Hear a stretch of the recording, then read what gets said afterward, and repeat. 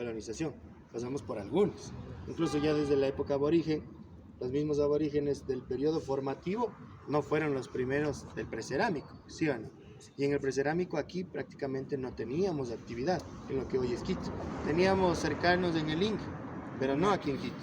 Y pasó después del formativo, tampoco no tuvimos mucha actividad, más había actividad en la costa y en la Amazonía.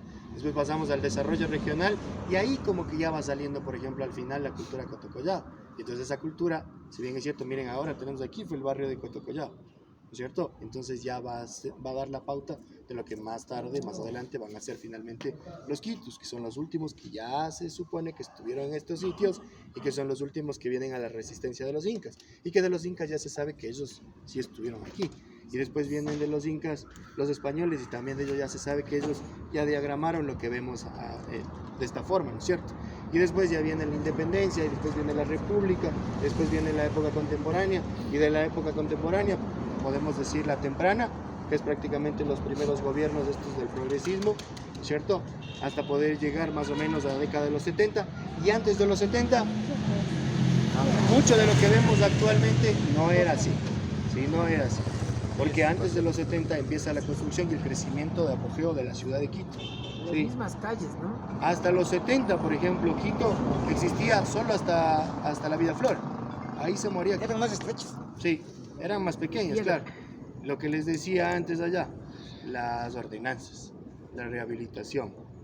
En el año 2003, cuando casi perdemos la declaratoria de Patrimonio de la Humanidad, ahí es donde se decide poner o implementar con mayor fuerza las ordenanzas.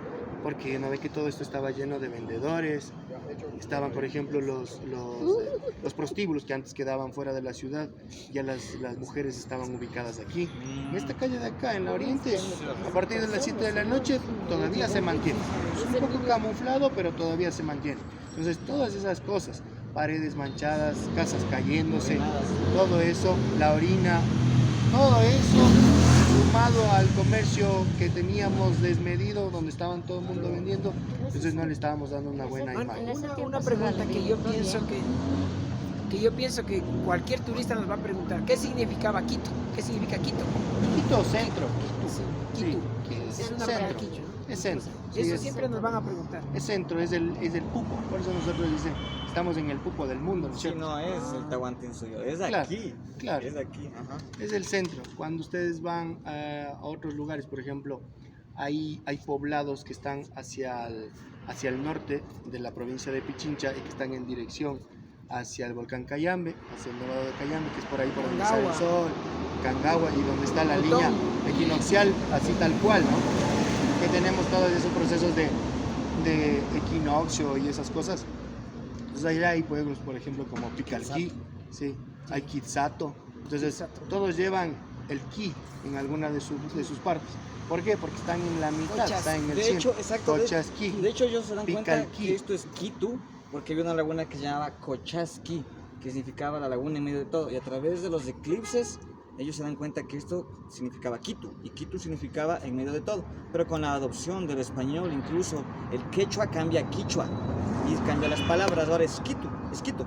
La Igual I por la Pomaski O. o Pumaski, antes Claro. era... Todos esos pueblitos tienen el ki. Y en Cochasquí, claro, cuando ustedes van allá a las ruinas de Cochasquí, justo ahí les explican eso, cómo veían las constelaciones, y por eso también allá están construidas las pirámides, sí, por todo ese tipo de cosas.